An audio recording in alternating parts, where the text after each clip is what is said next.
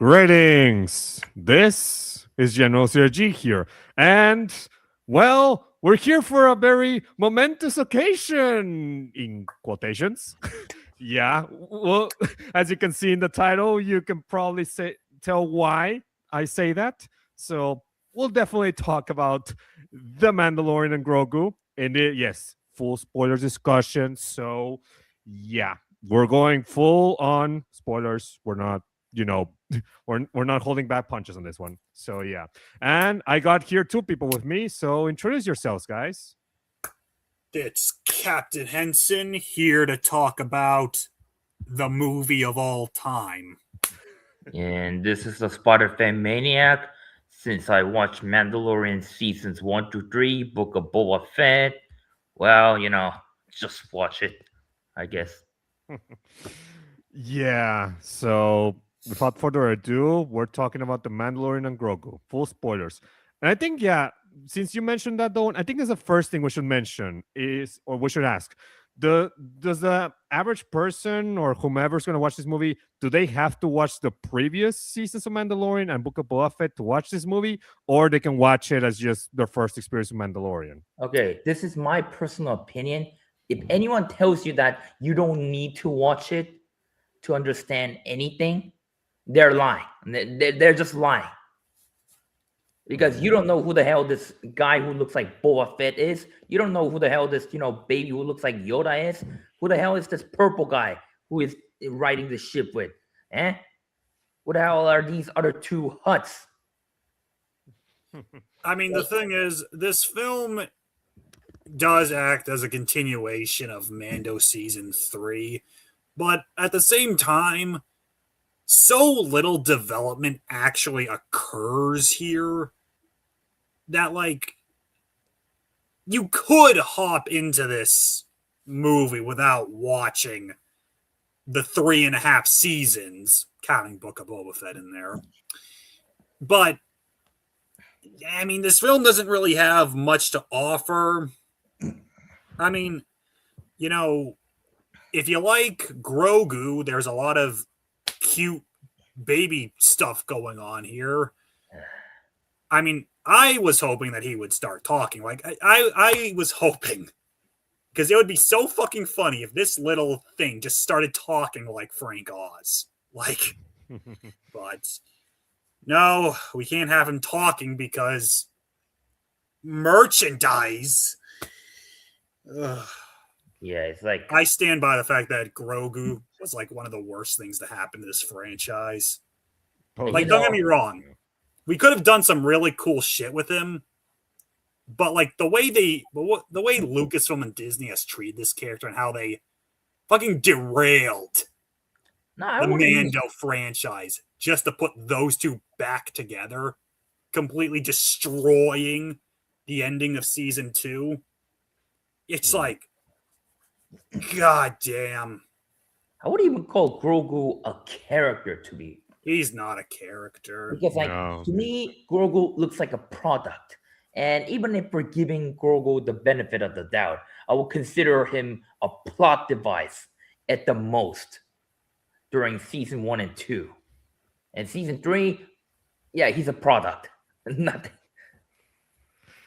I mean, the one thing I will say about Baby Yoda at Grogu in this movie is, honestly, one of my favorite sequences in this movie is when Grogu is with the mechanics trying to rescue Din Djarin, because we just have like several minutes of these like puppets moving around, and like, when was the last time we just saw just like puppets on screen like that getting the focus? So that just appealed to my sensibilities. And then, not many people would have noticed this, but the very little scenes where Rhoda, I'm going to talk about it more later, Rhoda and Grogu were playing over the ocean. I was thinking, like, I'm not sure if this is some kind of a figurative thing, or like, basically seeing, like, Rhoda was a baby when he appeared in his movie, and Grogu is a baby in this movie. So, like, are they trying to say the Star Wars' past and future baby characters are like coexisting in one screen. Like, I'm not sure what they were trying to do with that, but sure. Who knows? Who knows on that? No idea. But yeah. So if you ask me, when I watched this movie, like I by the way, I probably had a different movie theater experience than you guys because I actually watched it with an entire theater full of Star Wars fans. You know, like hardcore fans that actually are from the Star Wars club from my city, and they even had a raffle and stuff. But yeah, so they actually know more that, like they've actually seen like the Mandalorian and Book of Boba Fett and stuff, so they definitely knew better the lore. So when Seb showed up and other character stuff, they definitely were more cheering and more happy. But that was in my theater experience. How was it in your guys' theater experiences? Did the crowd actually erupt in happiness or excitement when they saw Seb, or what did they seem like they actually cared about the movie, or they were more like just quiet, just not really reacting much, just enjoying it, maybe having a small chuckle? Like, how was it? So for me, my friend and I, just due to scheduling, had to watch a 10:30 showing at night. 10:30 at night. And I mean, the theater was like, I don't know, half filled, but not much in the way of cheering and stuff, although that might have just been because it was like 11 o'clock when the movie actually fucking started. But it was just a normal viewing experience, almost as if we weren't watching a Star Wars film on opening night. Because, like, I remember, I mean, hell, just go back to during the sequel trilogy. Go opening weekend. Oh, yeah. People cheering and applauding. But this movie, nothing. At least in my experience. Doan, how was it in yours? It was late. Like, I was watching it like 10 something, right? So, like, I don't know. People might be tired on their own. So, not much noise. Mm-hmm.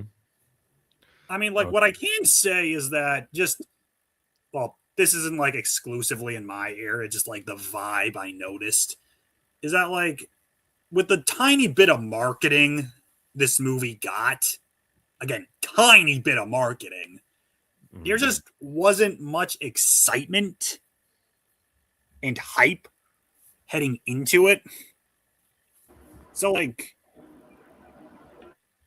and I think that's due to a multitude of factors, like the fact that, again, I have said it before and I'll say it again, this is a streaming movie. It is not a theatrical experience.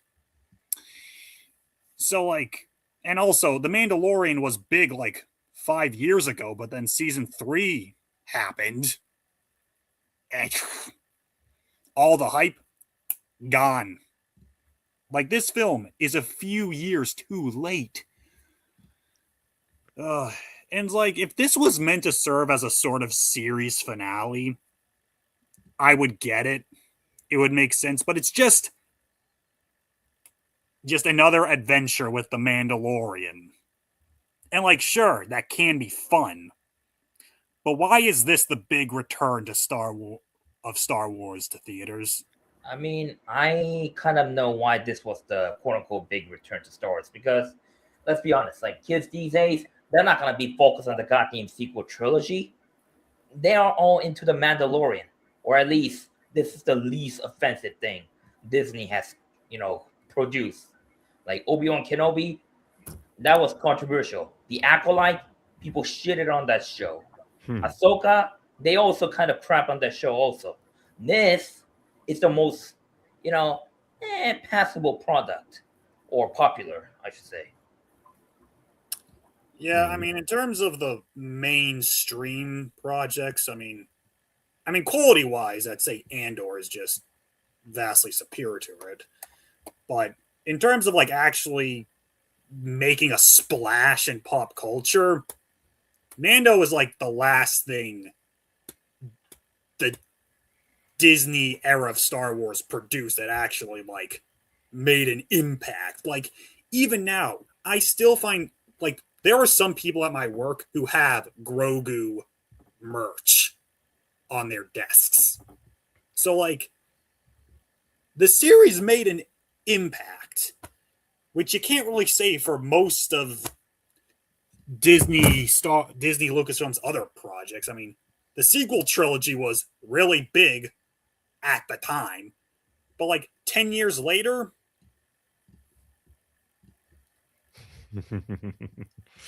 does anyone still feel the impact? From the sequels? I would say no. Not really. I'm still waiting for the whole resurgence that people have been talking Yeah, about. no, that quote-unquote resurgence people talked about, right? 10 years later, people are gonna like it, like the sequel trilogy, like they did with the prequels. No, they aren't.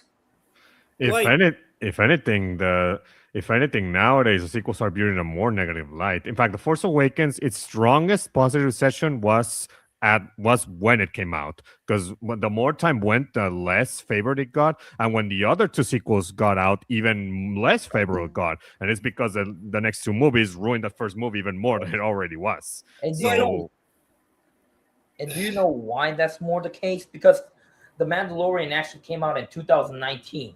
This thing came out before, the Rise of Skywalker even came out in theaters. So people were already invested and more into this thing than Rise of Skywalker itself. Do you see how this thing works?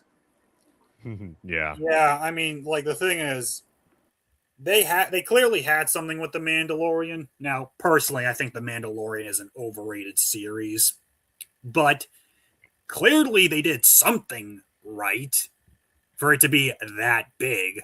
But then they just fucked it up, and now it's like, I don't know. This movie to me just feels like them massacre or like throwing around a corpse. Where it's like, okay, yeah, sure, there might be like some life to it, but like not enough to justify its existence. I mean, like in this film, the premise on paper is interesting. Oh, we're finally gonna do something with Rada the Hutt. Like, yeah, you know that character who we just like randomly introduced at the start of TCW and did like nothing with? Yeah, we're finally gonna do something like 20 years later. Like, fucking hell. And oh yeah, by the way, Sigourney Weaver, she's in this movie. Oh yeah. But Yeah. like, she's not gonna do much, but she's there. You know what's a good example of, utilizing an actor from Alien properly? Lance Henriksen. You know how he reads the old Republic era stories for the MMO? Escanos Durrell. That is how you utilize an actor. Yeah, I mean, we also had Michael Biehn in an episode of season 2 of Mando.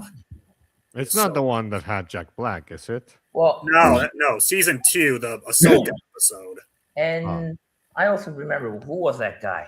The guy who played Aaron in Alien 3 does appear in as one of the pilots in the Phantom Menace. So there was that. Oh yeah. Yeah. I think it was Rick something. I forgot. Was it like Rick Polly or something? Yeah, I think it was that. Or Rick Ollie? Rick Ollie, yeah, that's the one. Regardless, so like bringing Rada back, and I actually liked what they did with his character in terms of him wanting nothing to do with his dad's legacy. You know what would have been fucking great if we actually got to like see him grow up and see him like needing to come to terms with the fact that his father was a monster. I mean, Okay, it so- kind of does, because Rada, kind of. Not really, but it kind of does. Rada describes something about how, people were like, throwing shade at him when he first appeared in the arena because he was like the son of Jabba the Hutt. But like, that's just word to word. Like, I like them utilizing this character because giving Jabba a son, you would think would be a way to like, or you would think they would do something with that. Yeah, but Like one of the big issues with TCW in general was them just introducing ideas, but then like not really thinking of the one consequences, but also like where that would actually lead to. Like, okay, you give Jabba a son. Where the fuck is he by Return of the Jedi? Mhm. You know, it's Yeah. like, okay, yeah, that's cool. I would love to see where you take this. Like, Jabba seems to genuinely love his son in the TCW movie. So we give Jabba the Hutt, one of the most vile, gross pieces of shit in the Star Wars universe, and give him someone who he can, like, have actual affection towards. But then, like, oh, he's only going to show up in, like, what, one other episode in Yeah. that series, and that's basically it. you know, Yeah. Rhoda, because I tried to ignore it a lot. This movie is like 30 minutes, or for the first 50 minutes, it essentially does the same thing as a TCW movie, which annoyed the hell out of me. It is essentially the same. Well, there's two factions of the galaxy fighting each other. In order to get in favor with the Hutts, you need to rescue Jabba the Hutt's son Rhoda. It's essentially for 50 minutes to an hour, we're dealing with the same plot of rescue Rhoda the movie. Like, do we really need to make a sequel to the Clone Wars movie? No, it's not even a sequel, it's a remake. That is the funniest thing, though. Like, with the TCW movie and this, the quote unquote saga was complete. And so then we get a return to theatrical film, and it's basically a TV special. And also, yeah, having basically the same premise each. And I mean, like, again, like, I do like what they do with Rada here. There is interesting stuff going on character wise, but then he's not the main focus. And I'm sorry, Din Djarin is not an interesting character. Not anymore, at least. Like, I mean, I don't even think he was ever really all that interesting. I mean, there were certainly elements there, like, oh, backstory. Kid who saw his village being like destroyed by battle droids and then grew a hatred for droids moving forward. But then, like, I don't know, his plot so heavily centered on getting Grogu to the Jedi that, like, for me, there wasn't much done to make me invested in him as a character. Most of my interest in him was, oh, how is he going to get Grogu to the Jedi? And so, you know, getting season 3, and it's like, oh, and that was when he and Grogu depart at the end of season 2. That got me excited because, oh, okay, Mando is finally going to, like, have a fucking character, have some actual interesting shit going on. But then, nope, immediately reunite him with Grogu. And going into this movie, I still have the same problem. I don't care about him. And, You know, I mean, like, we do get some interesting stuff with, like, oh, you know, Grogu is going to outlive me. But, I mean, that's there. But it's not all that focused on. It's like, who cares? We're not going to actually see that anytime soon. So it's like, why should I care? you know, speaking of that, because this is some of the things, like, I know this movie's purpose is not that, but this is supposedly a movie which takes place between Return of the Jedi and The Force Awakens, right? It's an interquel. Let's just call it what it is. Uh-huh. So under that assumption, I was kind of expecting, more Imperial plot, because the sequel trilogy, due to being 3 god-awful movies, explain absolutely nothing when it comes to how the First Order was formed, who the hell Snoke was. Well, he was a clone later, but how did he come to power? Like, all these interesting stuff which could be shown. Like, you could literally see, you can use this movie, right, as a basis to have Imperial remnants grow their forces, right, to see how the Force Order, and not forces, the First Order was formed. None of that is explained here. None of that is there. We had been getting that in the series to some degree of just seeing Imperial remnants, and then of course all the cloning shit we got in season 3. Well, Bad Batch was it? Well, Bad Batch too, but we were seeing cloning. Yeah, Cloning was a big focus of Moff Gideon's plot in season 3. Oh yeah. And like, of course, the big problem here is the fact that because the sequel trilogy had terrible fucking world building, other projects need to like do the heavy lifting of justifying the status quo of that series. But like, certainly a major problem here is the fact that we know the outcome, we know where the galaxy's heading towards, but one, it's not all that interesting, to be frank. But also, we can't really do anything. Like, okay, yeah, sure, we can have several plots of like the Mandalorian or other characters like taking on Imperial remnants, but one, that gets fucking boring real fast. You can make the argument that the EU took way too fucking long to finally stop that. well, that was 19 years. Yeah. In the sequel trilogy, it's like 30 years if you include the First Order itself also. And like, just based off of what we get in the sequel trilogy, we know that like nothing really major happens in that 30-year span. I mean, they might like say fuck that when we get Dave Filoni's Mandoverse series finale film with Thrawn. Because like you would think that like Thrawn coming back would like lead to some major shit happening, but we'll just have to wait and see on that. But like nothing major was gonna happen in this movie. Nothing like that affects the galaxy. Speaking of that, so according to an interview, I'm pretty sure it was John Favreau who said it, or somebody else. But one of them actually said that is Favreau basically said that he planned the fourth season would feature many characters, would be centered on Thrawn and large storyline, etc., and that it would set up the events of the second season of Ahsoka. Since this movie is kind of leading up to the fourth season, what does this movie do to set up the fourth season? That's gonna eventually lead to that movie. Like, what does it do? I mean, here's the thing. Henson, you weren't around, so I made a joke about this with General. I jokingly referred to General that this isn't even Mandalorian season 3.5. This is like the Garlic Jr. arc equivalent of the Mandalorian.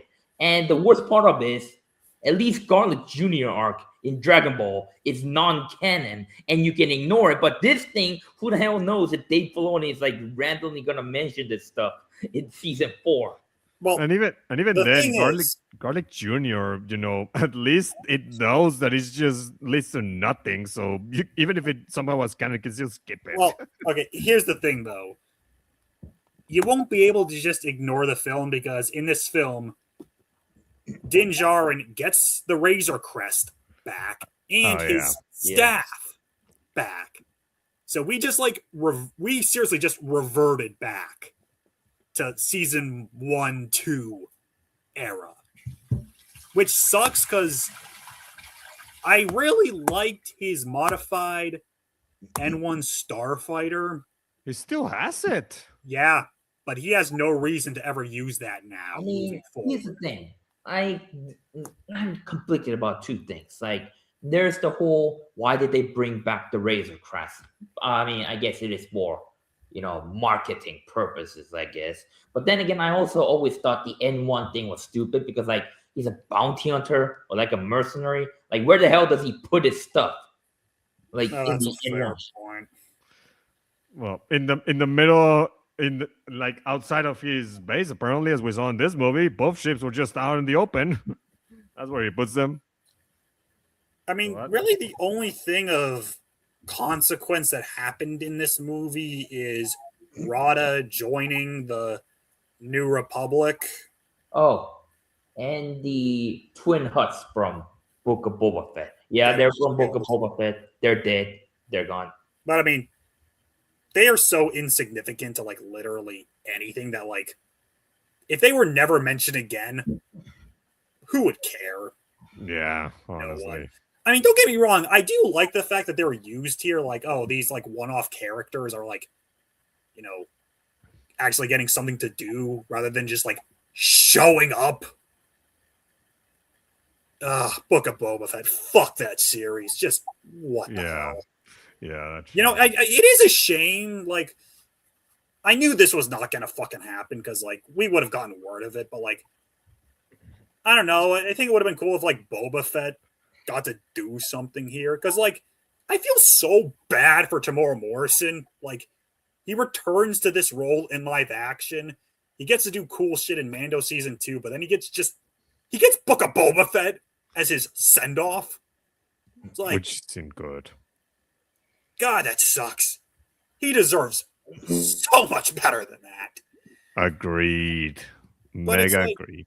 I mean, I guess one thing I can say is like, I'm happy that this film wasn't like cameo heavy or just like character referencing heavy. Like, yeah, we have like Embo here, Yeah. Oh yeah. but like I was honestly thankful we never got his name in this movie. He's just he's a bounty hunter. If you know him, if you know, you know. If you don't, it really doesn't matter. I mean, I kind of know that guy wasn't gonna die because there's a book in Disney Star Wars that he's like alive during like 34 ABY. So like he was not gonna die or gonna seriously get damaged. So I mean, there's true. I mean, true, but then again, this is the same time on the likes to contradict and retcon itself. So it's like, yeah, I mean, even if he did die here or he's assumed dead, I mean, you know. so I mean, there was like zero tension between him and Din Djarin fighting, at least for me. I forgot this was made by Dave Filoni, but like, I know these characters are not gonna die, so like, or any of them are gonna get seriously injured. So like, I was like, there's no tension. I Yeah, mean, honestly, I mean, I think Embo was like one of the coolest parts of this movie. I mean, I think he looks Yeah. great. yeah. And certainly better than. I mean, Cad Bane looked fine, but like there was, I don't know, something off about how. It was his face. It didn't look right. No, I but mean, like, his face didn't look like what are the species cut? The Doros. Yeah, Duros. yeah, so Embo looks really good. Thought he did a lot of cool shit. So I don't know, liked him. Hearing Rada voice basically entirely or almost always speaking basic was interesting. I mean, Does Oh like- yeah. I can't recall if I've ever seen a hut speak basic. Aside from Zero. Oh, right. Completely And- forgot about Zero. okay, so there's like a hut doctor in SWTOR who speaks in basic. So this is not something which was really shock to me. Yeah, I completely forgot about Zero. But I mean, the thing is, like, something I liked here was the twins when they spoke basic. It felt like they were actually like it was straining to some degree. Like they had to put like effort to speak in that other language. I thought it was a nice touch. And it's not really related to here, but there's a scene in Dark Plagueis where Jabba tries to speak in Huttese to Plagueis, and then the mosque basically tells him speak basic. And he just does it. Yeah. So. I do think it's interesting that like I would like to know if Rada like started speaking mostly in basic to like further differentiate or further distance himself from Jabba. It's a possibility. Like I'm sure there's a reason for it because like I mean just based off of what we've seen, at least in the Outer Rim territories, like everyone understands Huttese.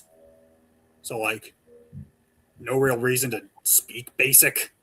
Yeah, I mean, But yeah, I guess like he's trying to be different. I guess.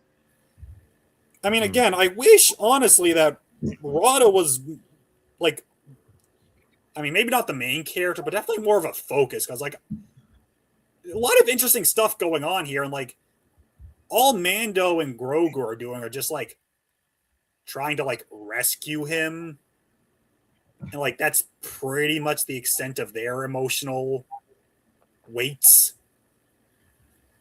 I mean, Uh, yeah, uh, like I mentioned first before, Rhoda was the. I think I'm not sure what it was, but I'm not sure because were they trying to plan Rhoda to be the new cute baby character back in 2008, and then they just failed, so they just never brought it back. I mean, I'm trying to remember the behind the scenes of that movie because I know Rada was created for that movie, but I don't think they had any other plans for him. I think that was just a, oh, wouldn't it be neat if Jabba had a son that needed to be rescued, and that was as far as they thought of that concept. Yeah, because in this movie, because basically Rhoda is the Generation One baby character, but now he's all grown up, so he's not that anymore. So Grogu takes his place now as the next gen baby character, I guess. I mean, of course, the thing with Rada too is that, like, I mean, yeah, to some degree, he was like, quote unquote, cute in the TCW movie, but the film also like hammered home the fact that he was also like gross. Like, they gave him the nickname Stinky. Yeah, Oh yeah. I mean that's the thing because we have Baby Rhoda, right? TCW Yeah. movie and occasional appearances of the TCW show, which basically did nothing with him, and then he suddenly appears as an adult. That is not character development. That is just time passing. Like I said, we should have seen him in other things. Because, like, again, he's a character who, at this point, hates his father and wants to differentiate himself as much as fucking possible. But, like, I don't know. I think it would have been really cool to actually, like, see him grow up with his father and recognizing that, oh shit, my dad, terrible fucking person. Like, what? How did he react when his dad died? You know? No idea. We have no idea how he reacted. I mean, he talks about his dad dying, but like we get no indication of how he felt. We can guess, but It just makes me wonder, like it, because okay, this is a good segue into us talking about another big problem with this movie, and it's that because since you mentioned how it takes like a while for, well, actually no, not that it takes a while, it just introduces a character, we barely see him, etc., or these events that just happen quickly. Yeah, one of the biggest problems with this movie is that it feels like it's like two episodes of Mandalorian into one, or three episodes at most. Like it Yes. feels like a collection of episodes rather than just one cohesive vision, one cohesive like a narrative going. At least TCW, I mean, at least from start to finish, we know that the son of Jabba is kidnapped. They had to get him back. Like, at least that's from start to finish. In here, we start with Mando and Grogu just beating the shit out of several Imperial Remnant leaders and saying that to the New Republic. He gets the assignment to rescue Rota and deliver him to the twins. Oh, wait, he gets the leader. Rota goes on his way. Okay, cool. But then, and that almost is like one episode ends, then the next one comes out, and then Embo like ambushes Rota ambushes Din Djarin, takes him to the twins, and Rota's nowhere to be seen until literally the very end. And then Grogu and the mechanics have to like pretty much rescue Din. etc. Like it really feels like it's just one plot, then another one, then another one. Like that's how this movie felt. Like Yeah. the most obvious point in this movie where it clearly seems like one episode ended is when Rota pretty much goes off on his own, and Din Djarin and Grogu just get the bounty from the New Republic, Sigourney Weaver, for the Yaddle coin, and that's pretty much it. That's what it feels like. Yeah, one episode You know, ended, here comes the next one. Like it's so obvious. I tried to give Dave Filoni the benefit of the doubt when it comes to a TCW movie. It is said that George Lucas made the people, put 3 episodes together to make the TCW movie. But then I find that statement questionable because this movie is still terrible. Now thinking about it, it's made by the same people.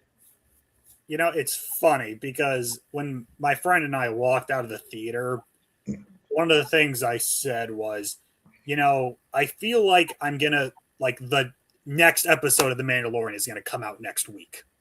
Like, like this felt like 3 episodes put together. Episode 1, that ice, not Hoth planet.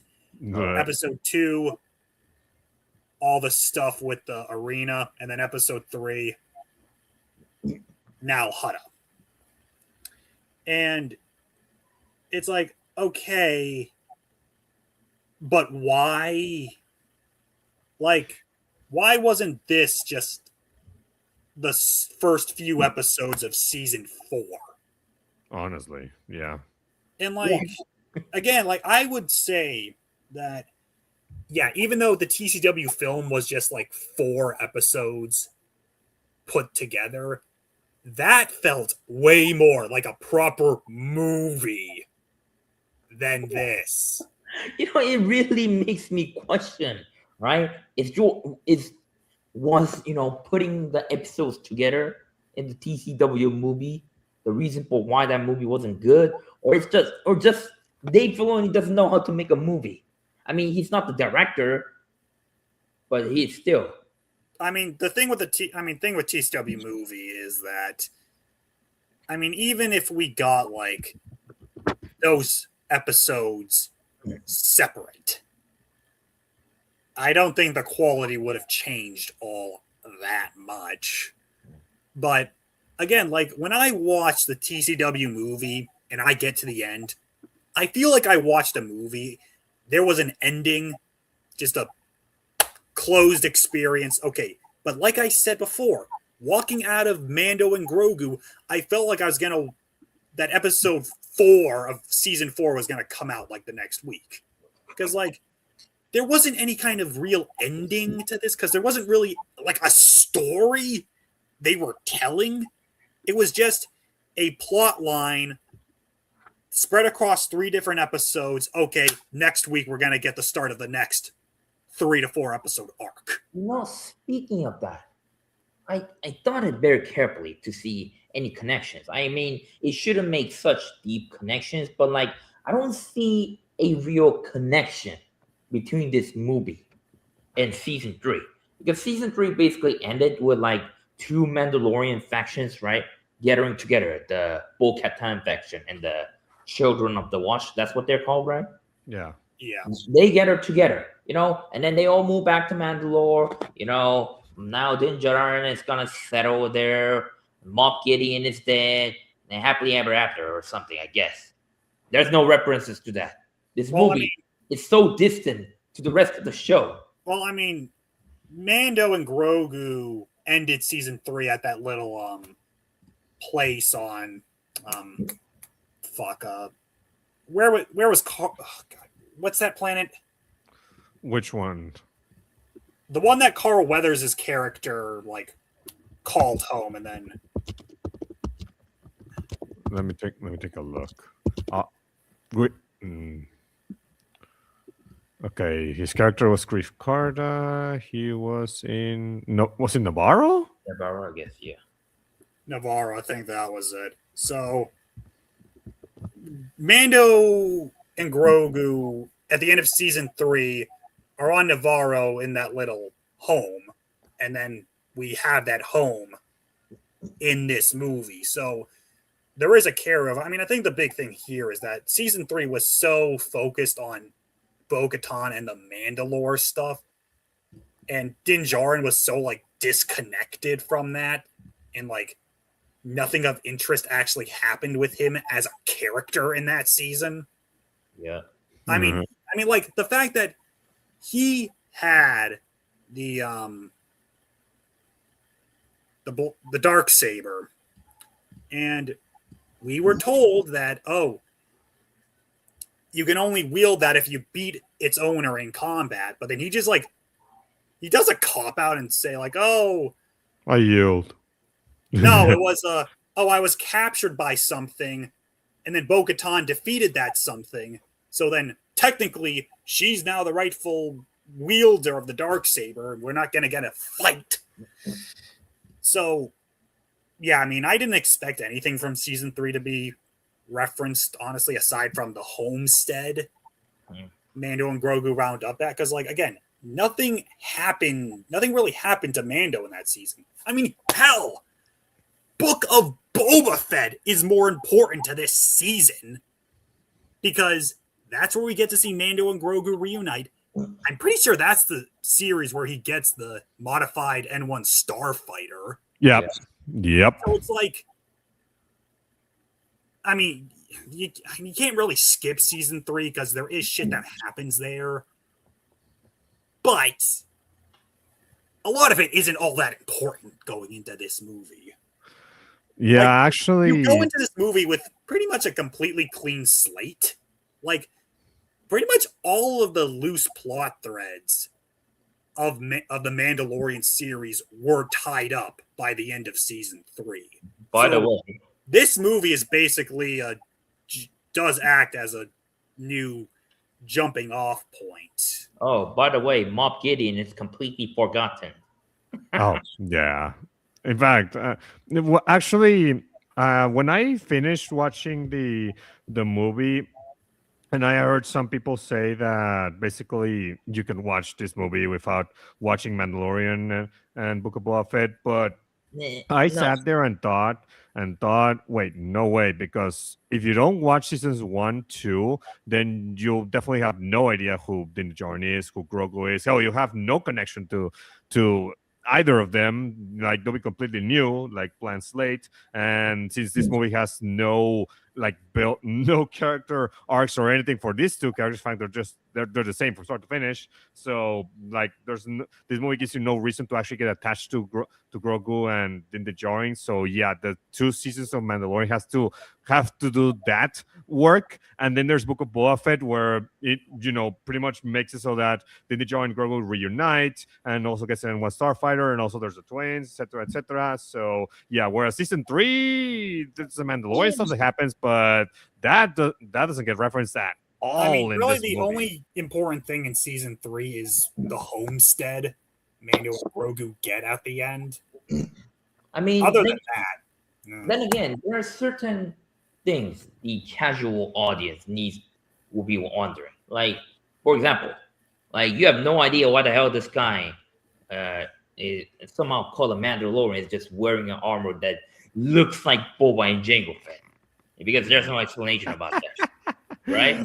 Yeah. Not helped by the fact that his original getup was just the 1313 Boba Fett design, which in and of itself was a modern update of the holiday special design, right? And then you have no idea who this little, Yoda looking baby is. Like, sure, okay.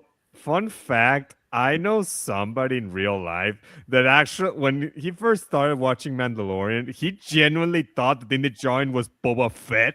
So if that person had seen this movie first while seeing the series, he genuinely would be like, oh, Boba Fett, yeah. Oh, he looks different, but yeah, he's awesome. He's awesome. I mean, I didn't see him much in the original trilogy, but hey, he's cool. I mean, he would think that right up until the mask gets off and doesn't look like Tamora Morrison. No, this guy doesn't even know what Boba Fett looks like behind the mask. No, not even that. Trust me, he genuinely would think through and through it's Boba Fett, unless Boba Fett actually showed up here. And then characters like Zeb appears. Like, yeah, he's a Rebels character, but like he appears in the screen, and if you're a casual watcher, like, who the hell is this purple guy? Why does he constantly appear on screen? Like, I mean, I would say to someone who hasn't seen Rebels or who didn't see his brief appearance in was it Mando season 3 that he appeared? I think so. Let me check on that. And regardless of that, I'd say if you aren't familiar with Zeb, I mean, you're not really going to be all that confused because you're just going to see him as, oh, he's just a character. He's just a New Republic.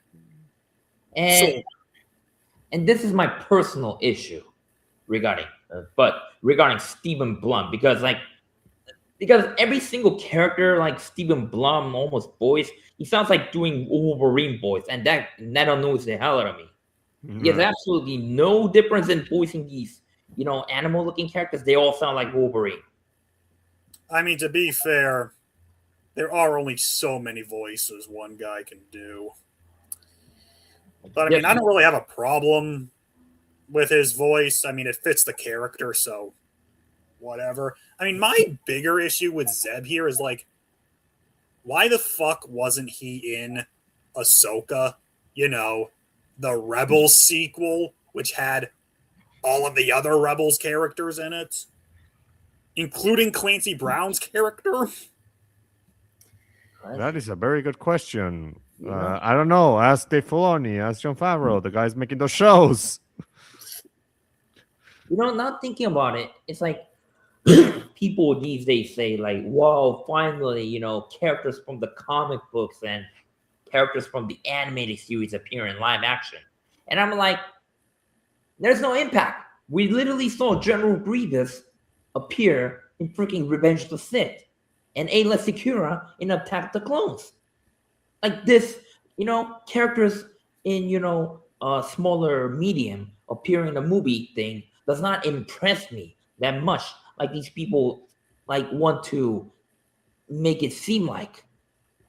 Or like even when there is an emphasis on it, like when Black Chrysanthemum shows up in Book of Boba Fett, and like the camera lingers on him, and he gives Boba Fett a look like, oh, they have a history, they know each other, because in the comics they do, they have a history, they do know each other, but then we find out that, oh, actually no, they don't know each other at all. They gotta love that. So they retcon the comics.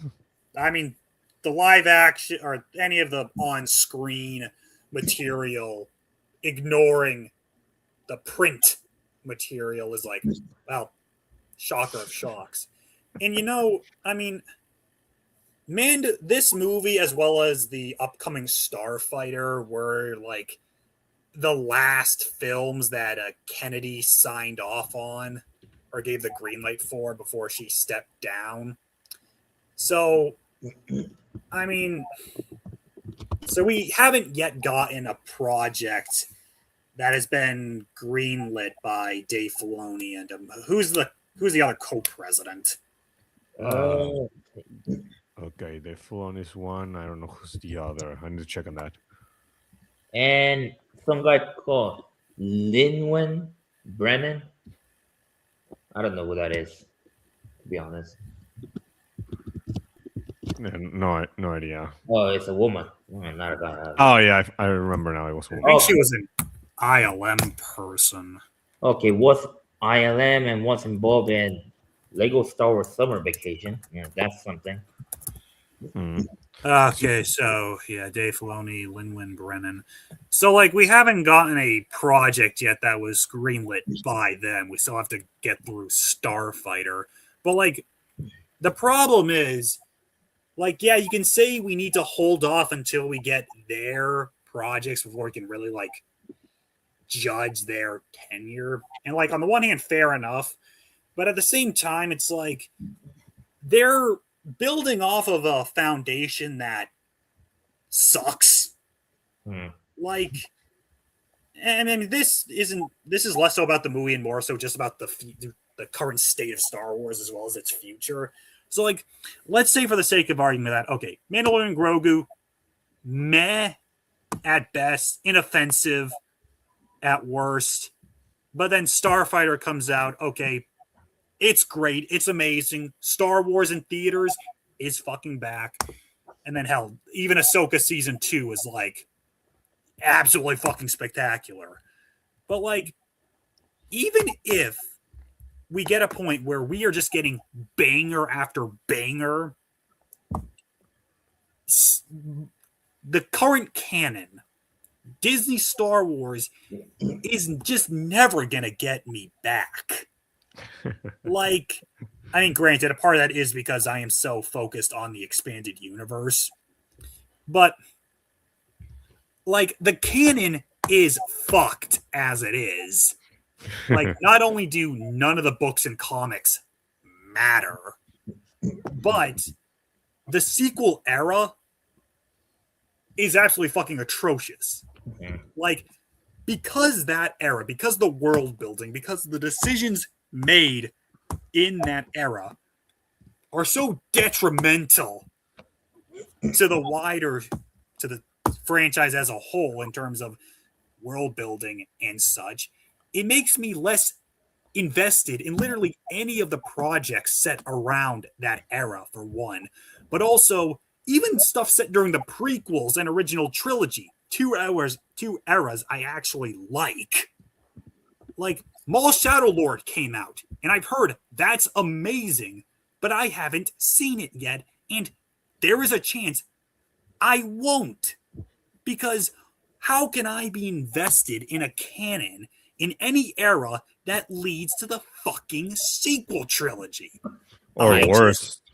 Or worse, it rewrites itself whatever new projects come out. Like, I just can't get invested. Like, quite frankly, and I hate it when franchises do this, I really fucking do, but the only way they can get me back is if they just toss out the sequel trilogy. Oh, man. Like, I can take bad projects. I can take a TV show or a movie that like fucking character assassinates a character I really like,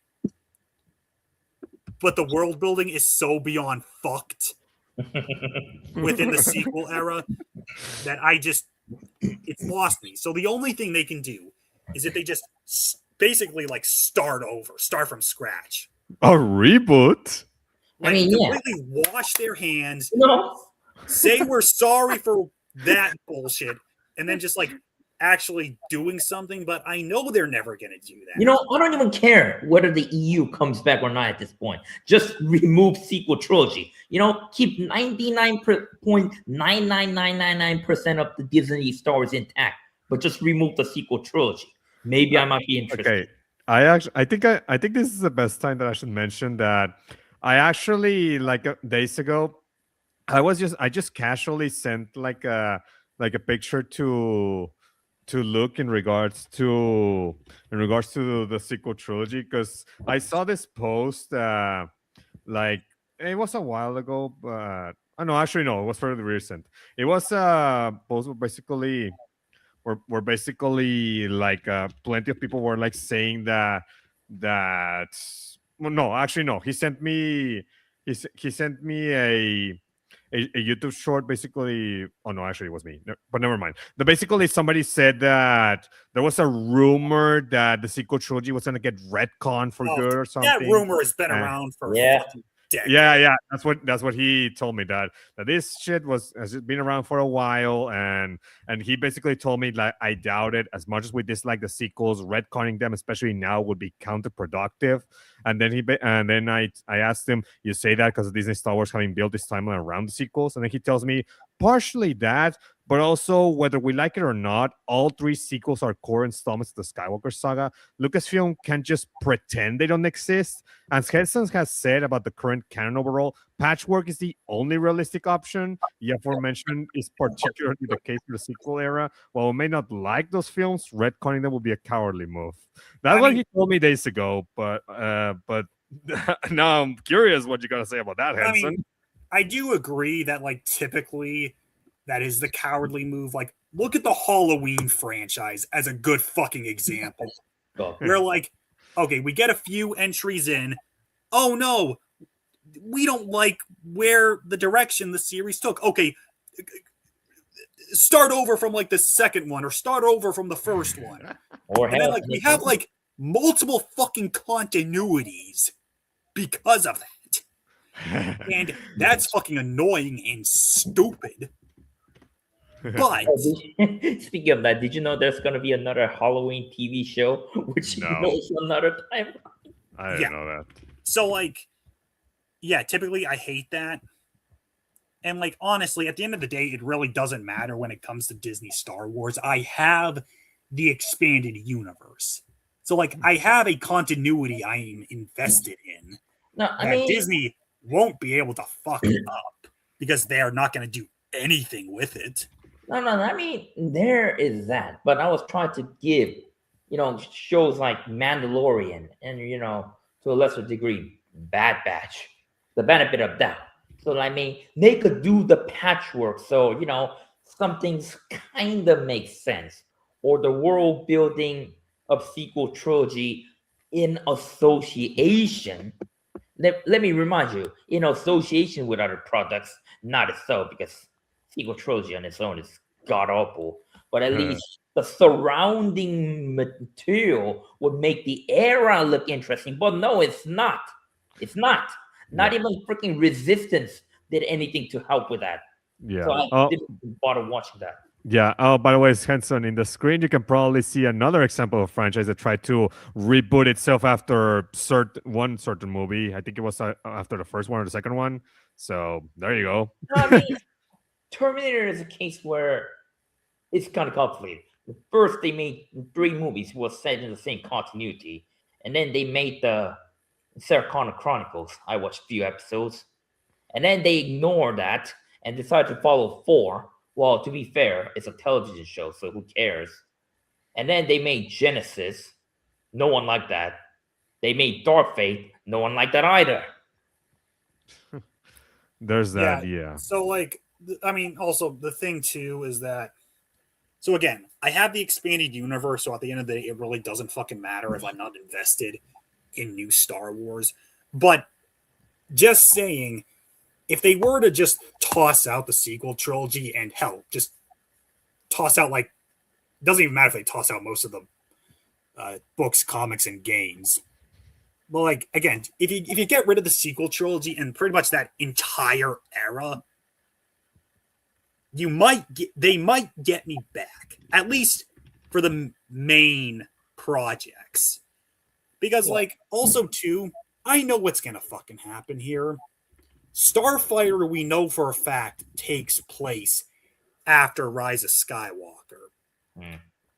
We got a Rey movie announced, but at this point, I don't think it's happening.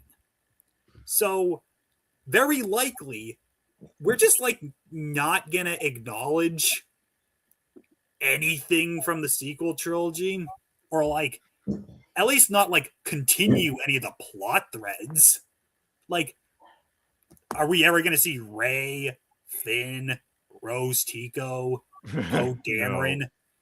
Probably not. I don't see any of those actors wanting to come back. So we're pretty much just gonna be left in this like really annoying state that I can't fucking stand. And where a franchise will have an entry that is either controversial, universally hated, whatever the fuck. So then we just continue on, but then we just never reference that entry again. We just ignore it. By the way, and it's like, I think that's also cowardly. So, but I know that's probably what they're gonna fucking do. Like, yeah, sure, we'll get, Mando, Bad Batch, and other projects that like try to fix the world building of the sequel trilogy to try and justify the state of the galaxy at that point. But like, that's pretty much as far as we're gonna get. Like, Rey, realistically, is gonna start the Jedi Order again. Because But like, are we actually gonna like see her be a part of this new Jedi Order, or are we just never gonna reference her or like see her again? Because like she ends the Skywalker saga as the most important fucking character in the Star Wars universe, but we're just never gonna see her again. Speaking of that, it reminded me of two things because, like, one thing is Ryan Johnson's quote unquote Star Wars trilogy is gonna make, which hasn't been come out and no news about that. But Ryan Johnson fanboys still think it's gonna come out one day. Maybe it will. Maybe it lol. won't. He's been Remember busy when the just Game being of nice Thrones out. guys got their own? I think they got a trilogy, right? Wasn't their first movie the Solo movie? No, you're thinking of Lord and Miller. I'm talking about the Game of Thrones guys. Oh, okay. No, Different. I was talking about Ryan Johnson's. Ryan Johnson said that he was planning on some kind of his own Star Wars trilogy. There's no news about that, by the way. Yeah, he got the green light for that. I mean, yeah, you can make a whole video about all of the projects that were announced, but then Somebody did. Any project had been or has been like officially canceled. Like most of the projects I'm thinking about were just like acknowledged, announced, but then just like never brought. Like we got a Lando series announced, and we still have nothing. There's a reason. Now I think about it. There's like a sort of logical reason why the Mandalorian and Grogu came out before, something like Starfighter. Because like people already have like this hostile feelings towards the sequel trilogy. To kind of adjust people to the new Star Wars theatrical experience by having something they're less gonna act in a negative way. Because like if you automatically came out, after in 2026 with the Starfighter, because that thing is like taking, I don't know, like 5 years after the sequel trilogy, that's not gonna work. People hate sequel trilogy. That'll be like the dumbest thing they could ever do. So there's also something that I should mention in regards to Ryan Johnson's trilogy. Like, yeah, if he has been working on those trilogies, then how come 2 years after last year we get Knives Out? Then 3 years later we get another movie from him called Glass Onion, a Knives Out mystery. And then in 2025 we get Wake Up Dead Man, another movie. So he made 3 different movies and also a TV show in 2024. Well, more like was just a producer on it, but he did do Poker Face 2023 to 2025. So he's been busy with plenty of busy with projects that he's like. We're never gonna hear an official announcement of a cancellation, but like we know it's not gonna fucking happen. I mean, that is why I think the Mandalorian and Grogu came out to the theaters because it was the safest option. Now thinking about it, I don't think it's even the safest option because this thing it's not gonna even make much money. This thing is gonna bomb. It's safe in regards to critical reception, but it's very risky in terms of commercial because basically characters and a series that's already been done 3 seasons and a half. We can't book a Boba Fett, and it's also you're going to make viewers a spin-off of sorts, similar to Solo and Rogue One, and we saw how those two went, especially with Solo. So now we get this. Well, I mean, keep in mind. There is a reason they called this film The Mandalorian and Grogu and not just The Mandalorian because, like it or not, that little green thing sells. Or at least he did sell. And what's something? This is not directly related, but this movie would have bombed, absolutely bombed, if it was not for GTA 6's, delay.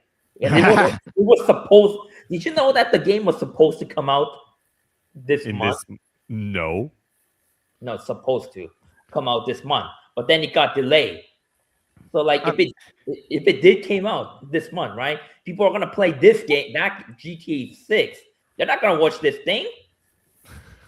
I mean, I mean, that's whatever. I mean, maybe Different audiences yeah, too. it's different audience. I mean, I know GT6 is gonna be the biggest launch in gaming history ever, and even plenty of casuals will play it. But it's a different audience. Look, You I know, mean, one of the big issues here, and I've said it before, part of it just being clearly a streaming movie is that, like, think back to all the marketing, the trailers, whatever the fuck. There was no, they were not marketing a movie that, like, justified its existence and, like, like really sold it as, like, go watch a fucking Star Wars movie in the theaters. Like, it was just, here's a movie that has Star Wars in the title. It exists. You know, Enjoy.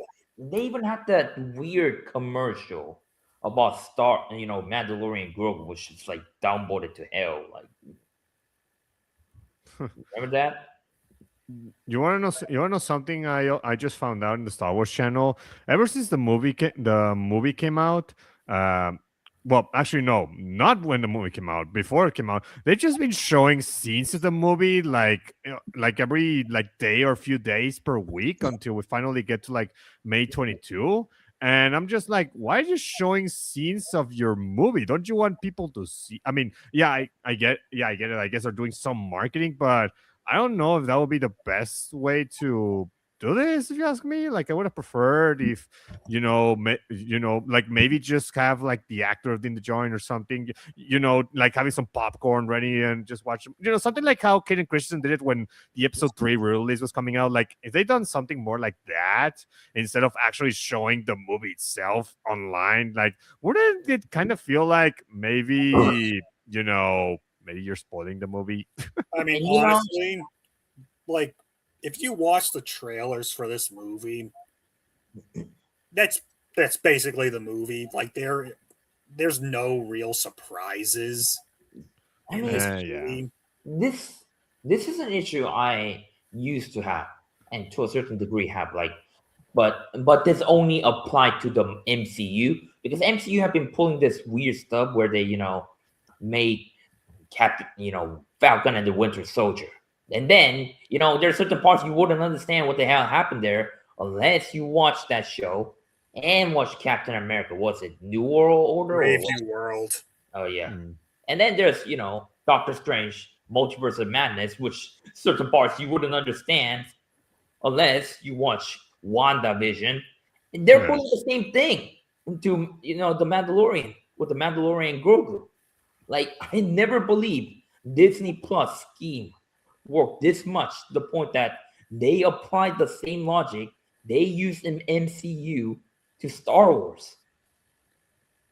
I mean, I would say kind of, but the thing is, like, this is connected to the TV series, so, like, general audiences would, like,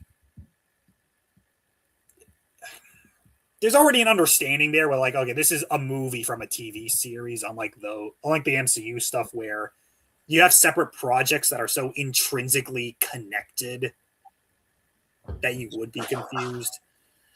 But yeah, I mean, again, the problem here is that, like, it just exists.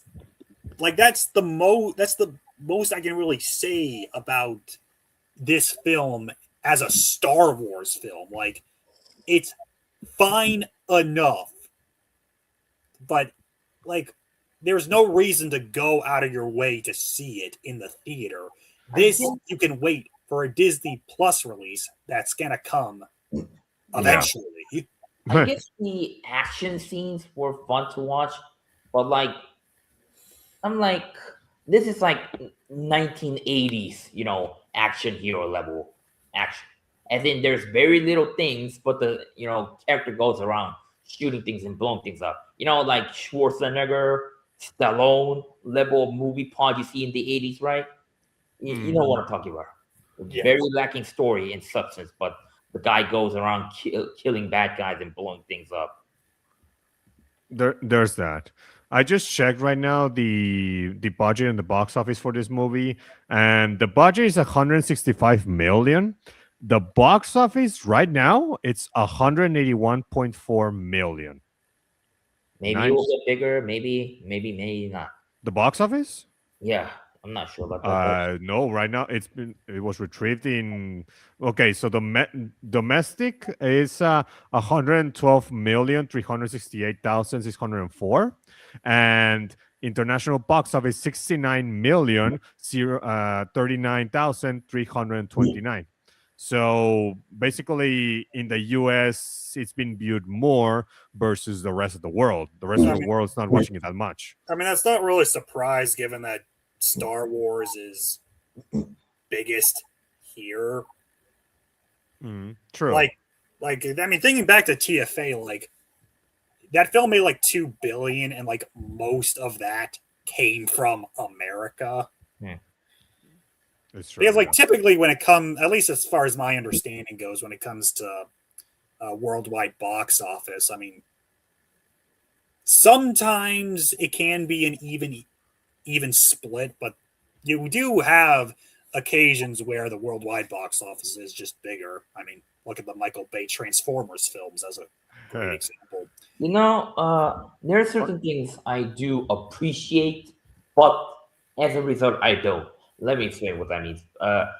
In this movie, they actually do show Pedro Pascal's face, unlike season 3, where his face never appeared. Or he was just not on set ever. Yeah, but like, but it reveals like there was a guy who was called Brandon Wayne, which is the guy who mostly did the suit performance, and then another guy who did the most of the action and stunt. And so there's basically 3 actors in this movie who portray the same character.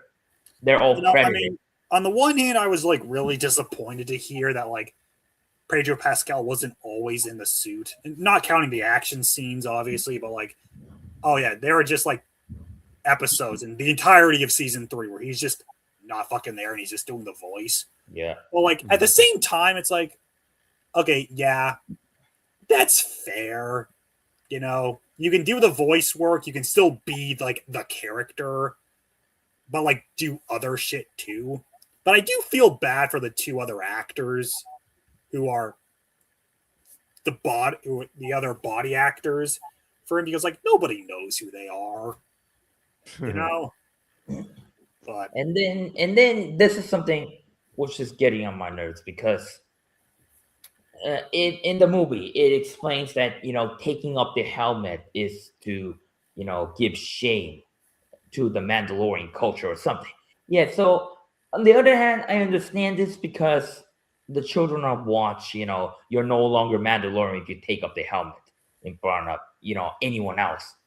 But then it gives the general audience the misconception of what a Mandalorian is, because this is what they're gonna see and think what the Mandalorians are, because movies are more available to the audience than a television show or a comic book or television. And I really hate this when Din Djarin is the Mandalorian currently.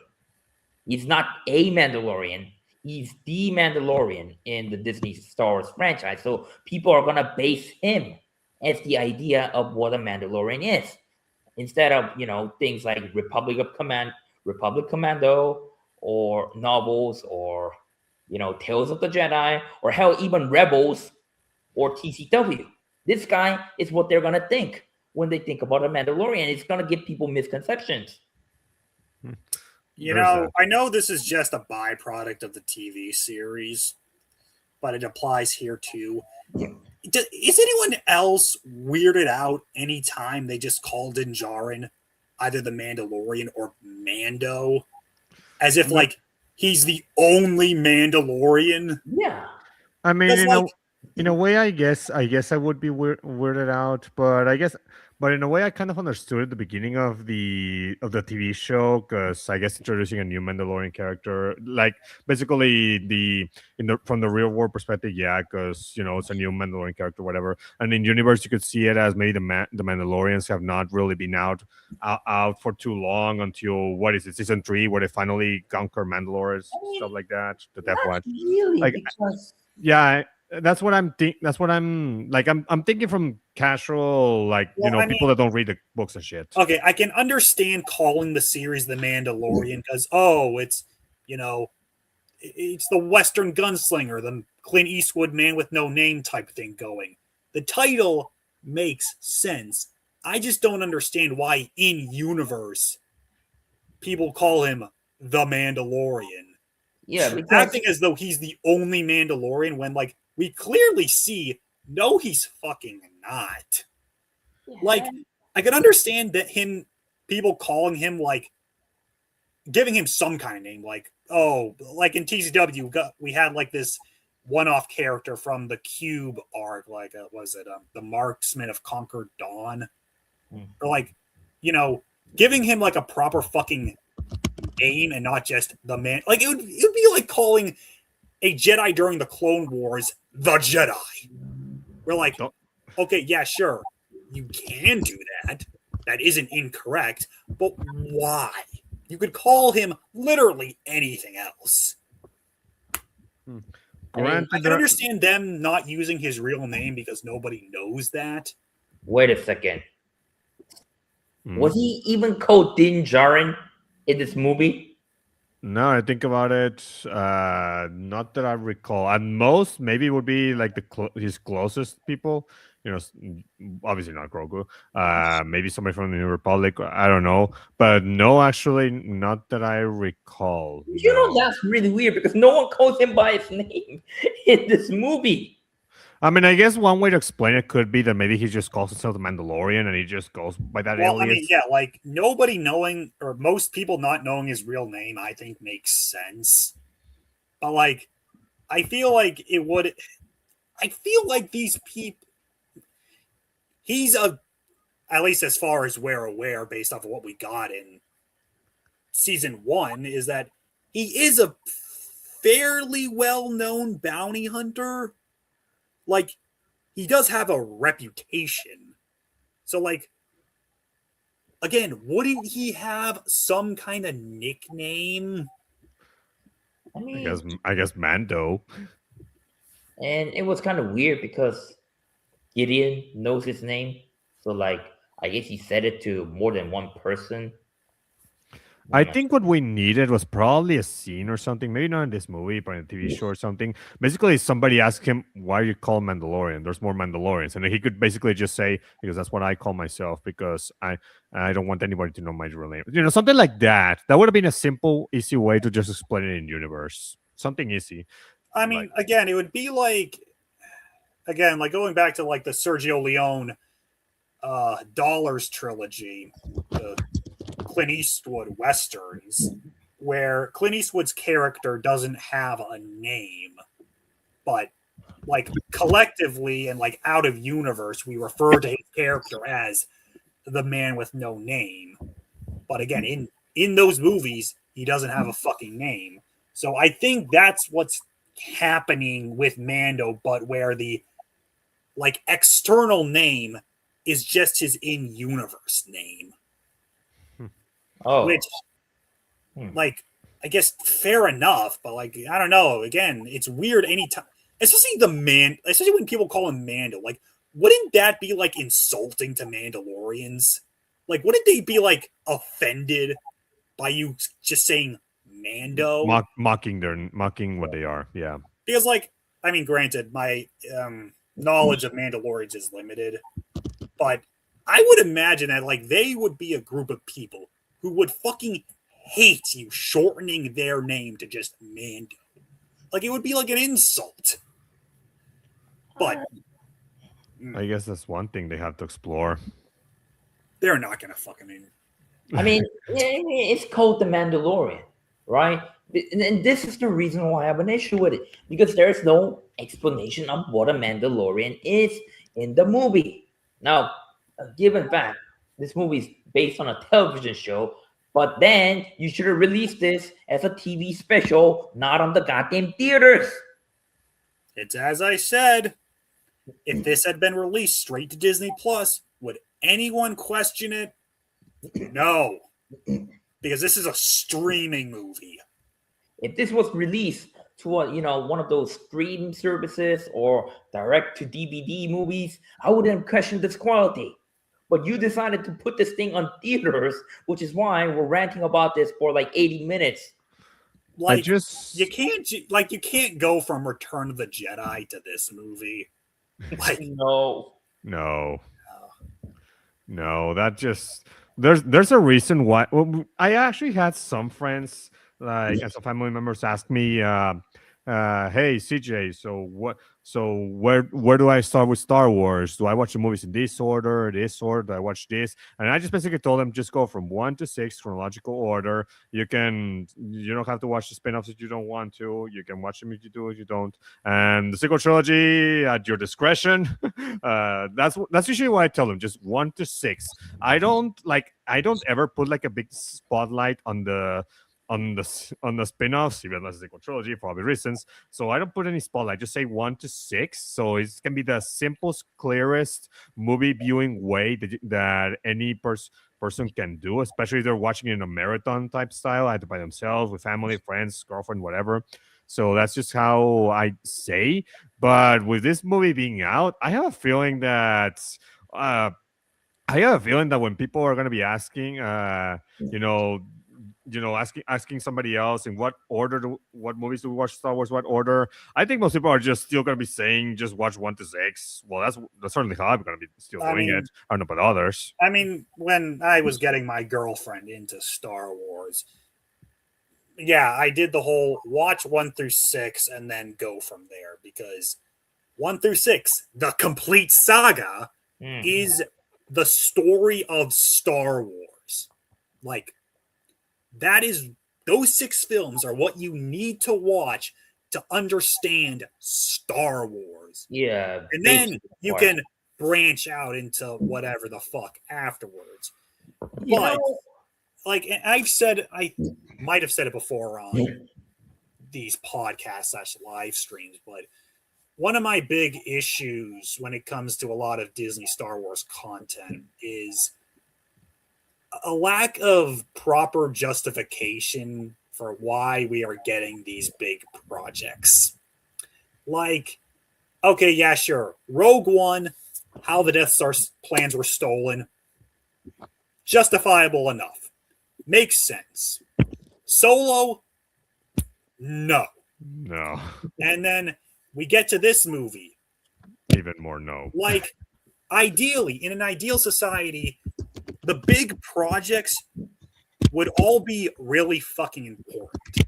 Like, okay, say what you will about TCW, because a lot can be said, and quite frankly, I don't think it succeeded all that much in this regard, but clearly the philosophy behind TCW was, this series may not be a movie, but we're going to treat it as important as the movies, where it is still a very important piece of the story of Star Wars.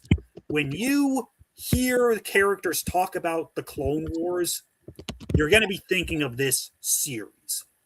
It is going to affect the movies. But, again, the series did not succeed all that much with that. But clearly that was the intention. But pretty much most Disney Star Wars projects just never even try to reach that. Where, like, okay, I can watch TCW and, like, that is, like, clearly presenting itself as important. But, like, you get to, like, Mandalorian and Grogu, and it's like, why is this a movie? Why is this a big project? How does this affect the wider universe, the franchise? If I am watching the major projects, marathoning them, why would I include this movie? You know? And so it's like, again, like, I don't think Star Wars is ever really going to reach that point again of just, oh, hey, new Star Wars project. Oh, yeah, going all in on this. Like, go back to when the prequels were coming out. Like, big fucking deal. huge marketing around them. The expanded universe was like really expanding on what those films were giving us. Like they were important. They were the centerpieces to the brand at the time. Even TCW was the centerpiece project of the brand. This fucking movie is not the centerpiece of anything. It doesn't fucking matter. It might as well not exist. You know, I remember you guys saying something like, it's gonna be, what was it? It's gonna be jarring going from the Return of the Jedi from this movie, right? Because like it really is. Because like I know, like if you're like a moviegoer only, right? Try to watch this in a chronological order, because like technically this movie is after Return of the Jedi. Like you're gonna ask a lot of questions, like what happened to Luke? What happened to Han? Okay, they're not that important, but still, like how did this New Republic thing form? Oh wait, no world building. Okay, that's. But But I mean, it's the same thing with a TCW movie where it's like, if you're marathoning just the movies, you can't include them because they are so heavily tied to their respective TV shows that like it just wouldn't make any sense What? watching them on their own without the TV shows. Then again, I also thought about this. You know, going from Return of the Jedi to The Mandalorian and Grogu is jarring. But going from Mandalorian and Grogu to The Force Awakens is even more jarring now thinking about it. Yeah, you know, since you guys are mentioning that this movie should not exist and everything, there's actually one very recent interview with Jon Favreau in Games Radar where he basically answers why this movie was made. And so here's how it goes. So when we sat down with director Jon Favreau in London, we asked him why Mando and his tiny green charged Grogu were the right characters to bring back the saga back to the big screen.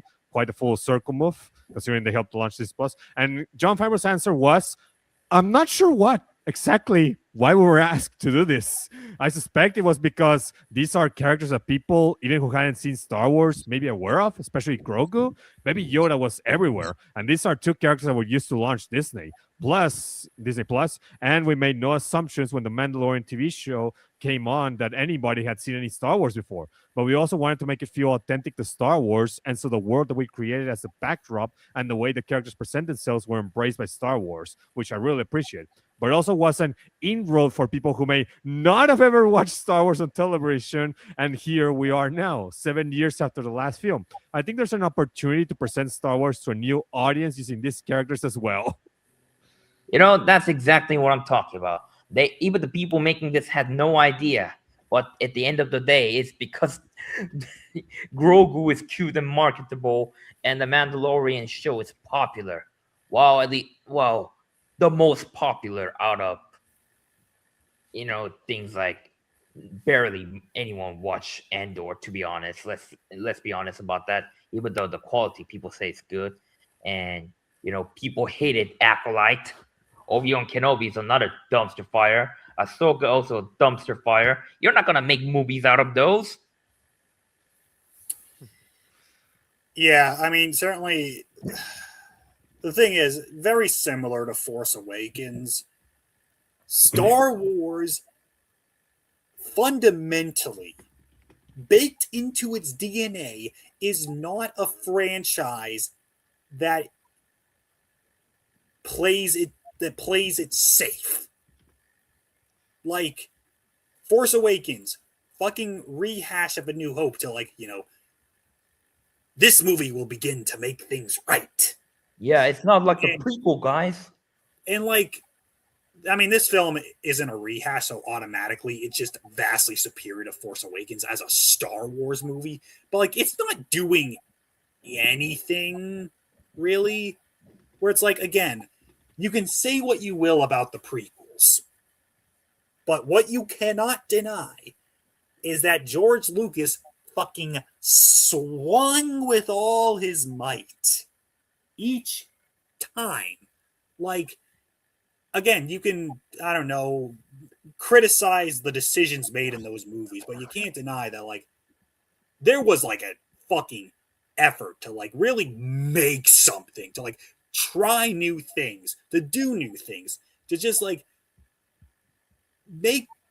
bring a singular vision to life and just fucking go for it. Fuck the haters.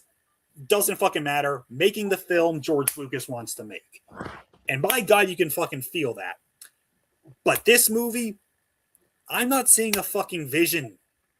I'm not seeing one man's vision being brought to life on the big screen. I'm not seeing them trying to break new ground. I'm not seeing them trying to make like this the centerpiece project of Star Wars. Like, where's the fucking tie-in material here? Where's the prequel novel? Where's the prequel comic? I would say video game, but at this day and age, we're not getting fucking tie-in games. Yeah. To the degree we were back in the 2000s. But like, again, like right now, I am reading, or at least attempting to do a proper prequel era deep dive into the expanded universe, and I am almost done the Jedi Apprentice series. I just have one more fucking book left. Good series. And really, what spoke to me about that series is that Disney never gave us something like that with any of their movies. Like, I mean, think about it. Phantom Menace, we got the Jedi Apprentice series. Attack of the Clones, we got the Jedi Quest series. And then Revenge of the Sith, we got the Last of the Jedi series. And like, the prequels did it right. Where like you have the movie, you have like the main story, but then you have all of this time material to expand on that. And like the Jedi Apprentice series is, oh, here's the early adventures of Obi-Wan and Qui-Gon, and just that's that. That's a series you can point to and say, if you want that idea, here it is. And so it just, one, it enriches the universe as a whole, but it also just enriches the movie. Like, now when I watch The Phantom Menace, I can think back to the events of the Jedi Apprentice series. And like, so whenever I see those two characters interacting in that movie, I can think back to that entire series. But with something like Mandalorian and Grogu, there's fucking nothing. You know, they tried to make a Mandalorian original novel, I think back in like 2020 or 2021, but then they canceled it because like, I don't know, it has contradictions with the novel. I mean, they tried to make a novel. Let me send you that. It was canceled. But yeah, why would contradicting to the show be the reason for its cancellation? It's not like they give a shit if the written material contradicts shit, because they contradicted themselves. Because like the ever expanding world of the show. I mean, it's not word to word, but I guess maybe contradicting the show was the reason. Yeah, I mean, again, this has been a problem with Disney Star Wars in general, of just, oh, here's a new movie. And like, okay, here's like some time material that like doesn't actually matter to anything. Great. And so it's like, again, like with Mandalorian and Grogu, like, where's the prequel novel? Where's like the 4-issue miniseries? Where's the young reader book series to like give me like some expansion to really like enrich the movie? There's nothing. And I don't see them doing anything with Starfighter when that finally comes. Because like, for whatever fucking reason, Disney and Lucasfilm have had this aversion to revealing anything about a Star Wars film prior to its release, which is why the tie-in material is so inconsequential to anything. And at this point, they've fucking given up. Or hell, with the Disney Plus shows, instead of getting like a lot of expansion on it, we're getting like fucking comic adaptations. Why? You know, why are we just getting a comic adaptation of Kenobi and not like literally anything of substance. Hearing Henson's talk just made me realize something. Because when it comes to George Lucas era Star Wars movies, I'm not talking about the original trilogy. I'm talking about the prequel era. When these movies came out, it was basically an event. Now I understand what you're trying to say, Henson, because like back in the day, like the movies were not the only thing kids are gonna have memories related to it. The things because like there's the video games you can play. Like for example, episode 1, you got the racer game, you got the Battle of Naboo thing, and you got to read all sorts of books and comics. And then you got episode 2, right? Jedi Starfighter, Bounty Hunter, Galactic Battlegrounds, clone campaigns, Revenge of the Sith. There's Republic Commando. There's freaking Lego Star Wars the game, and then Revenge of the Sith game itself, and Battlefront 2, 2005. Like all these things, right? They contribute to the memory of the people who lived back then. These things matter because like it has longevity. Remembering the era of these movies. These have a factor on how people view the movies because like there's literally, world-class bullshitters. They're the menacers. And I know they talk about merchandise and, toys and products not selling, but they have a point to a certain degree. The merchandise are not selling. There's nothing. Yeah, like, again, I've been saying it for years that, like, to me, a Star Wars film should be an event. And, like, this film is, well, it's fucking not. And, like, again, like, has this franchise reached a point where it just has lost all of its cultural impact? Like, okay, yeah, sure, we'll still get the original trilogy referenced, like, all the time, or at least until the boomers are all dead, boomers and millennials. But, after that, like, will kids, like, how many new Star Wars fans have been created since the sequel trilogy came out? Like, are we going to reach a point where Star Wars, again, just loses its legs? One could argue it already has lost its legs.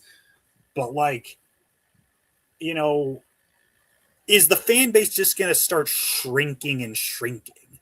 Because, like, again, I've said before, I'm basically done with new Star Wars projects. Again, I've heard Maul Shadow Lord is amazing, but I have no desire to watch it. I may watch it at some point, but right now I'm not going out of my way for it. So, like they don't have me anymore. So, like, I'm done. Not completely, admittedly, but, like, I'm not getting the books. I am not getting the comics. I am not getting the visual guides. And I'm only, like, occasionally dipping my toes into the big productions. Maybe not watching them on Disney Plus, but, But it's like, I'm too enriched by the expanded universe to really give all that much of a shit of the crappier continuity. And it's like, oh, if I want to watch a Star Wars movie, I have the 6 films by George Lucas, which I, one, like, but also are, like, actual fucking Star Wars movies. So, like, I'm never going to watch this movie again. I'm never going to watch the Mandalorian series again. I'm not going to watch any of the Disney Plus shows again. Okay. Even Andor, which I really liked. I really like Andor, but the problem is it's a part of a continuity that I really don't fucking like. As long as the sequel trilogy is right around the corner, I have no reason to give a shit about literally anything that goes on. Question about Andor. I got a question about Andor. Does that series actually lead up into the sequel trilogy, or it can stand on its own? Rogue One. It leads into Rogue One. Well, at least there's that. You know, I would watch Mandalorian if season 4 appears, but that's more like Obligation. yeah, that's the word, obligation. Because like at some point, right? If it comes out, I might watch it out of curiosity because like I can't stand not knowing it. So there's that. But that's not investment. That's just morbid curiosity. Keep making me go back to it. I mean, whenever the conversation of Star Wars brings up, it's like, oh, you're a Star Wars fan. I have to make it crystal fucking clear that, yeah, I'm a Star Wars fan, but I'm not invested or in the know of like a lot of the shit that's currently going on. You see, I like the pre-2012 stuff. Yeah. But that's just annoying. I can't just say, "Oh yeah, I'm a Star Wars fan." I have to put an asterisk. I have to put a but there. Oh yeah. I have to explain to them that I am a Star Wars fan, but only of like this stuff. Yeah, you made it clear you're pre 2012 with mall lockdown also. Ouch. Even though, I mean, really, all you really had was like Legacy 2 as like the last bit of like solid enough EU. But regardless of all that, my friend who I watched the film with said that this is the last Star Wars film he's going to watch out of obligation. That if Starfighter doesn't hook him, or the trailers for Starfighter don't hook him, he's not going to watch that movie. And like, quite frankly, I think I'm in the same boat. Like, until we get something more from Starfighter, I have no desire to see that movie. Like, all things considered, it's possible that I may be done with Disney Star Wars. Now, we'll see if I stick to that. But like, honestly, it's like, because I don't want to hate watch Disney Star Wars. Like, you have like the anti-woke fandom menace crowd who just or hate watching this shit. And it's like, that's just a toxic fucking mindset and like unhealthy. That is how Belma got a season 2. But that's a separate conversation. Well, I mean, with Velma, the quote unquote, whatever. Like, I don't want to watch this shit because, I hate it so much that I want to spend several fucking hours engaging with it. Like, no, I am not fucking doing that. Like, I didn't watch Skeleton Crew. Granted, not due to the quality, but just I had no interest. And like, that's the mindset that everyone should fucking have when it comes to literally anything. If you have no interest in something, or if you hate a franchise, don't fucking stop engaging with it. Like, let it go. And like, I've reached that point with Disney Star Wars, where like, yeah, there was a time, and people who watch this channel know I've gone on a few rants, I've gotten heated, but I've reached the point where it's like, I'm done getting angry over this stuff. You're not going to hear me get like vitriolic over The Last Jedi. Now, that doesn't mean I won't get heated. That doesn't mean I can't be enthusiastic or passionate about what I'm talking about. It just means I am not going to get riled up every fucking time these projects come up. Like, this movie was a nothing burger. It just exists. And I should not be saying that about a Star Wars film. Arguably, you can say that this film being a nothing burger is worse than The Last Jedi being The Last Jedi. Because, yeah, sure, Mandalorian and Grogu is inoffensive, but it offers nothing. It has nothing to say, nothing to latch on to. The Last Jedi, terrible as I think that film is, at least gives me something to think about, something to get engaged with, even if I don't like it. Oh, by the way, I almost forgot this, but do you remember the scene where Din Djarin fights in the pit area, right? Yeah. Yeah. Didn't that remind you of Bounty Hunter, the first level where Jungle Fett fights against whatever that monster creature is? No, I mean, honestly, actually, I was thinking more of when Gardula the Hutt is fed to the Crate Dragon. You know what? You know what? That's something I just been thinking. I was thinking, what I thought when I saw it, I actually thought of one of the Disney Star Wars comics that had that super muscular Hut fighting in the ring. The one that had also the spider legs. I actually thought it was that Hut or somebody similar until basically in the movie it says that it's Rota, and I was like, wait, what? Well, I The mean, son it had been of an. Jabba? I mean, Rhoda being in the movie had been announced like a while ago. Like we've known Oh, that for. but then I definitely missed that because I didn't see any of the marketing other than just the first trailer, and that's it. but when the twins were swallowed by the monster, I just joked to myself, maybe they'll be alive because Gartula survived Oh God! the Hunter game. But wait, don't. But wait, isn't that creature poisonous the moment it bites you? You No, die. I mean, no. It's a joke about how I know. I know. Neil and she make excuses about how she survived this Yeah, fight. I remember that. Yeah. Yeah. So, but yeah. Although I am convinced that they got the idea of that creature eating the twins from Bounty Hunter. Bounty Hunter. Maybe. Yeah. So yeah. So in regards to Mandalorian and Grogu, so this movie, is it gonna be a success? Is it gonna be a flop commercially wise? I mean, the What the hell most knows? I can see this film making is like breaking even. Like, but like that's it. I don't see it being too profitable at the box office, but like, I mean, for me, really, it all depends on like the cultural impact this film has, and quite frankly, it doesn't. It released. There are certainly people who like it.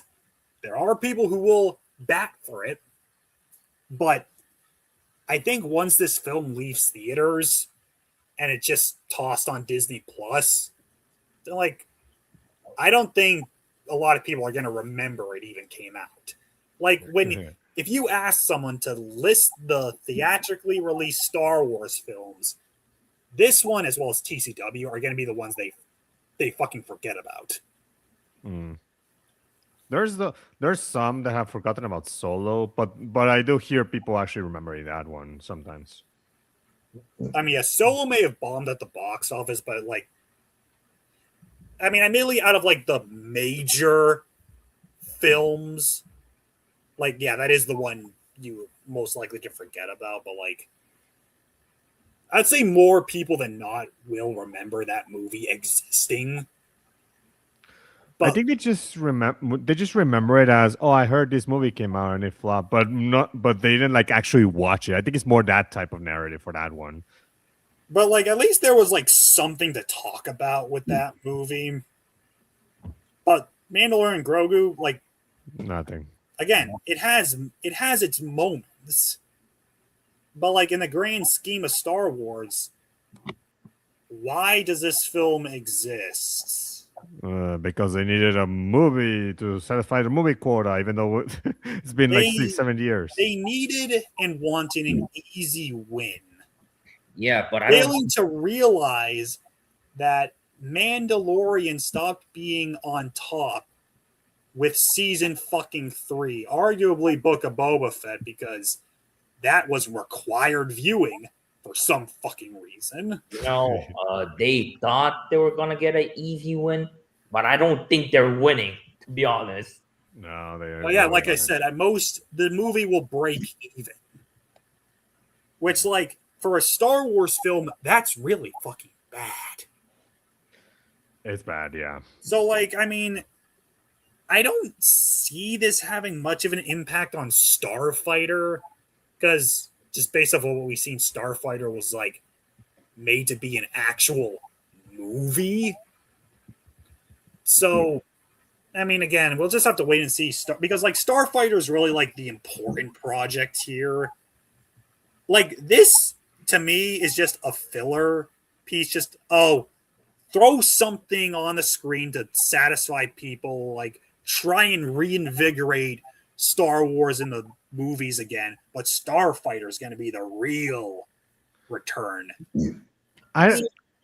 Okay, gotta ask this. Okay, from where did Lucasfilm get this idea that they need another movie, like a disposable movie, to like get Star Wars back into the spotlight before the actual big movie Starfighter? Because you see a franchise like James Bond not doing that shit. They've yet to announce they yet to announce who's going to be the new James Bond or show a trailer. Nothing on the new movie, but instead of them just basically saying, "Oh yeah, let's release this whatever movie before the big one," they just said, "Hey, let's get a company actually make one video game of our franchise. Well, that way they can get some hype going, and then that leads into then getting more hype for the movie itself. Like, why didn't Disney just do that? Just let Star Wars Galactic Racer and whatever other game comes out just build up that hype and then eventually release Star Wars Starfighter. And why didn't they just do that? Seriously, like, why do we like did you guys just on goof and not thought of a better idea to prop Star Wars to the spotlight? I mean, I think it is as simple as they wanted an easy win.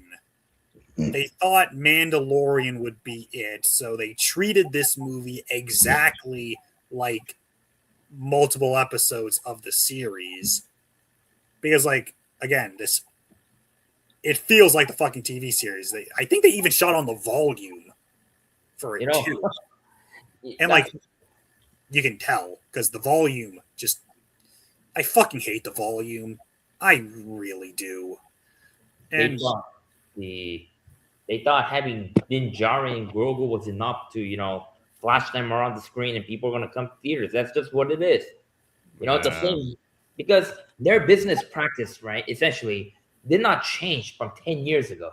They thought, and Star Wars fans are so simple, have some original trilogy imagery, right? The people at the time, they hate the prequels. So, get the original trilogy imagery, make almost a one-to-one movie.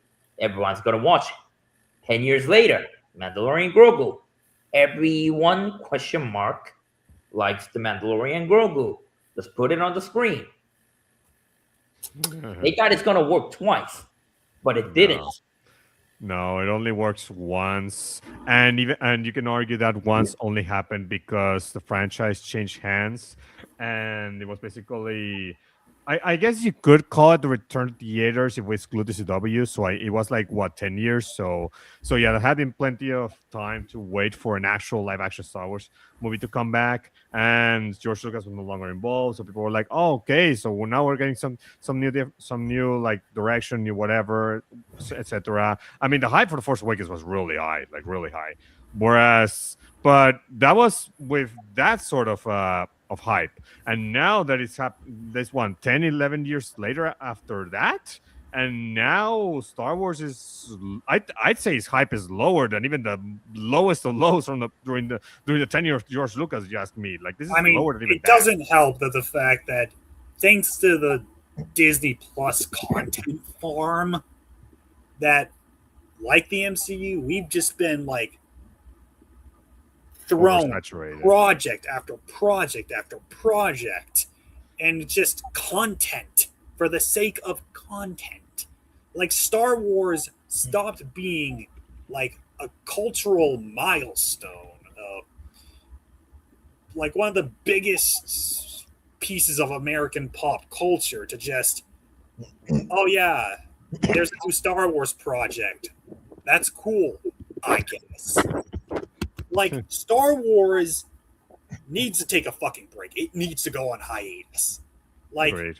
Keep doing the books and comics, like what we had during the dark times in the 80s. 90s. Where, like, okay, yeah, we're not getting like new movies, but the brand isn't dead. We can keep it alive through the books, comics, games, whatever. But in terms of like big projects, no, they need to like stop. They need to like let this franchise die for a period of time, and then once they figured out their shit, then you get the big return of Star Wars to theaters.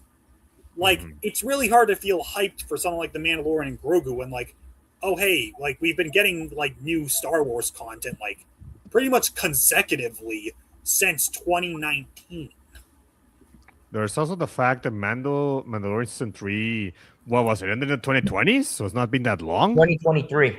Yeah, so it's not that long to see this guy. So yeah, I mean, there's a thing for a season perspective. This is not season 4, but from a seasonal perspective, I think it's kind of long that the next story is coming 3 years later. But from like a movie perspective, not really.